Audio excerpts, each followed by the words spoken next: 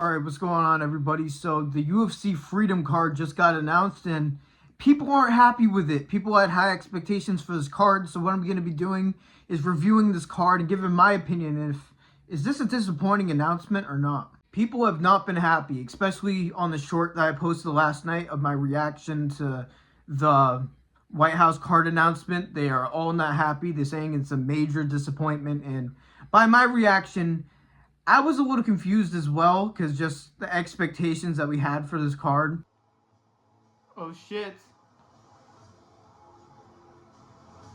Gaethje Pereira. Gone, let's go. Yep, Pereira gone. That's all you're giving us? We'll look at the rest of the main card all going down to celebrate the United States. O'Malley.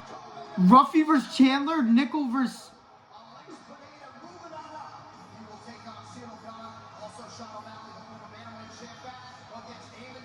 I mean, okay. Okay. I mean, that's a good card. You know what I'm saying? O'Malley versus Sahabi's a good fight. Ruffy versus Chandler is interesting. It's a good card. It's a good card. But it is a good card. I feel like people were getting a little too harsh on it, even though I do understand. We had Trump saying there was going to be 6, 7, 8 title fights on this card. That wasn't going to happen, even though the beginning of the year has been so crap. It was believable, and maybe that's why people were so upset. I kind of understand that, but it's still a great card. You know what I mean? I'll talk about the individual fights in a second. But by the way, I've been absolutely grinding this week. 6 full-form videos in 4 days. I did instant reaction and predictions for Misfits and UFC, and I've been absolutely working my ass off this week, so make sure you guys show some love. But let me talk about the individual fights, because this still is a good card, and it still is better than the average number card. I understand people were expecting games like Conor McGregor. I expected him to be on this card. For some reason, some people wanted Jon Jones versus Alex Pereira. The casuals of the sport are at it again. God damn it with you guys. Want to see Alex Pereira get subbed by Jon Jones after absolutely screwing over Tom Aspinall in the UFC. And what has Jon Jones done, besides his accolades in his career, to deserve to be on the White House? Because that's not all that matters at some point. He does not care about the UFC. He doesn't care what the fans want. He just has his interest at mind. He doesn't care about screwing over the UFC. He doesn't care about screwing over the fans. And there's a lot of people saying, oh, the pullout was probably Jones versus Pereira. Jones was never on this fucking card, dude. Dana just said it. There is speculation, of course, that it's Jon Jones. No, it's not. Was Jon Ever, which I told you guys 100,000 times, was Jon Jones even remotely in my mind to fight at the White House? That he's retired and he didn't even think about it. Jones was just being an attention seeker. Once again, he was never going to be on this card. What I think the pullout was, if you guys see Conor McGregor's Twitter and everything, he was freaking out about the BMF even before the fight, saying it's not the right weight class, blah, blah, blah. I think he pulled out of negotiations for him to face the winner of Max Holloway versus Charles Oliveira for the BMF at the White House. And honestly, he would have just got held down by Oliveira like Max did, so I didn't like that fight anyways. I want Colby Covington against Conor McGregor. International Fight Week, that's the fight to make, Dana. But yeah, I think that Kayla Harrison versus Amanda Nunes and Conor McGregor versus whoever is going to be International Fight Week, and that's going to be a massive card as well. So that'll be good. That'll be very good. But let's talk about the individual fights now. I'll start with the main event and go down. And this is probably the one fight that was basically confirmed to be on this card. Ilia Topuria confirmed it himself a month or so back that this fight was going to happen, and I like this fight. We get an American on the card, but as an American, I unfortunately want to see Justin Gaethje get slimed out, and I think he actually is going to get slimed out, palms up in this fight. Because, listen, I didn't dislike Justin Gaethje before the fight week with Paddy Pimblett, but he was crying his way to a title shot after one win, and then he gets there, complains the entire fight week about like 10 different things, gets into the fight, intentionally eye pokes Paddy Pimblett like 3 different times. He won the fight cleanly. I'm not saying he won because of the eye pokes like some people, but I want to see him get slimed out, and I think he will because he's going to play into Ilia Topuria's game, whether it's the boxing or the wrestling.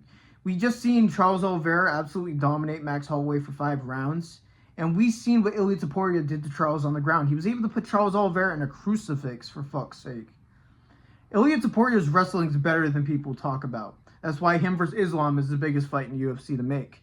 Not fucking Jones versus Pereira, you fucking cans. God, it makes me so mad that you guys wanted that fight. But, and we'll get to Pereira versus Gone next, but I really like this main event. And I think it's going to be fireworks. I just think it's going to be on Justin Gaethje's chin. Like they're lighting the firecracker in his mouth. You know what I mean? He's going to catch a right hand. And he's probably going to go down bad. If Max Holloway flatlined him, you know what I mean? Ilya's going to kill him, man. He kind of deserves it. And the co-main event is Pereira versus Gone. Pereira gets the triple champ. At least I hope so, because once again, there's another dirty cheat on the other side. Gone is even worse. If you see almost any of Gone's knockout highlights, he is pounding the back of the head basically every single clip. And he intentionally eye-poked Tom Aspinall. We can get into that as well. The eye-pokers got real chances here, but hopefully this means they're just getting set up on a pedestal to get slimed the fuck out. I want to see Gone and Gaethje lose so bad. I'm going to be in prime hate-watching stage in this co-main event and main event. I promise you right now. But I will say there is one element of this fight that makes me nervous. And that's Gone's improved wrestling ability and offensive grappling. He's definitely going to try to stall out and hold down Alex Pereira in this fight. If he sees Alex Pereira able to cut off the octagon, unlike Tom Aspinall, on him, absolutely obliterating his leg, jabbing to the body, getting out of range quickly because he's going to have the speed advantage. Gone's going to go double leg. He's going to go Khabib mode. I'm telling you guys right now, Gone is going to try to ruin this fight and make it boring. On paper, this should be a sick 2 heavyweight titan strikers going at it. Gone is not going in there with that game plan. I will bet my right and left nut on that. I will. Because I think Pereira, even though he may have some issues crossing the distance, it's never an issue for Alex Pereira to get caught crossing the distance. Whenever he gets caught, it's him being over-aggressive on the inside. So I think he's going to do really good in this matchup in the feet. But I think that Gone is going to try to ruin this fight and make it boring. And I think Gaethje's probably going to try to grapple Ilya as well, but that's not going to go good for him. It might go good for Gone, though. It makes me very nervous that we may get some terrorism out of Cyril Gane in this co-main event. So this is a sick fight, and I hope Alex Pereira becomes the first triple champ of all time. We'll see violence actually prioritized and glorified in UFC. If I have to be over here calling Islam Makhachev the GOAT after what he did to JDM, at least give me triple belt Alex. Because he could be in the GOAT conversation despite his losses just because of the significance of that. He's going to be up there if he does this. So these two fights are good. The co-main event and main event are great fights. There should be nothing to complain about there. Let's talk about the rest of the fights on this card. Sean O'Malley versus Ariel Helwani getting into MMA. That's very interesting. Obviously, I'm joking. That's Sahabi. Am I going to get canceled for that? No, he's just Canadian. Nobody cares about that. But part of my family's French Canadian, by the way. So I could say I got the pass. So this is going to be a good matchup because we get to see O'Malley win. I feel like this kind of caters right into O'Malley's strengths because Zahabi has some good boxing and good striking in general, but he's kind of a point fighter. He's mostly decisions, but he does have some gritty wins over Pedro Munoz, Jose Aldo, and who was the other one? Fuck, I don't know. Yeah, I blanked it. I really just looked at it a second ago, but he has some decent wins over some older fighters out of their prime. I think it was actually Marlon Vera, by the way, the last one. But I think O'Malley's going to get him outmatched here, and he's going to have a real trouble crossing the distance, and I think he's going to cross the distance aggressive enough for O'Malley to catch him with a straight shot to potentially get him out. If we could get O'Malley finished the first time we've seen it since the Aljo finish in the White House card, that would be cool.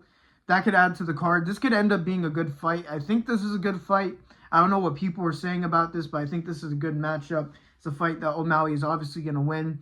Kind of feels like a step back, but at the same time, they kind of want to give him a matchup to win. Once again, I feel like a broken record here, but I feel good about this. I feel like it's going to be a good scrap. I think it's going to be a good scrap. And Sean O'Malley's coming off a great win off Song Yudong. And I think Song Yudong is better than Zahabi. Maybe if you guys disagree, let me know.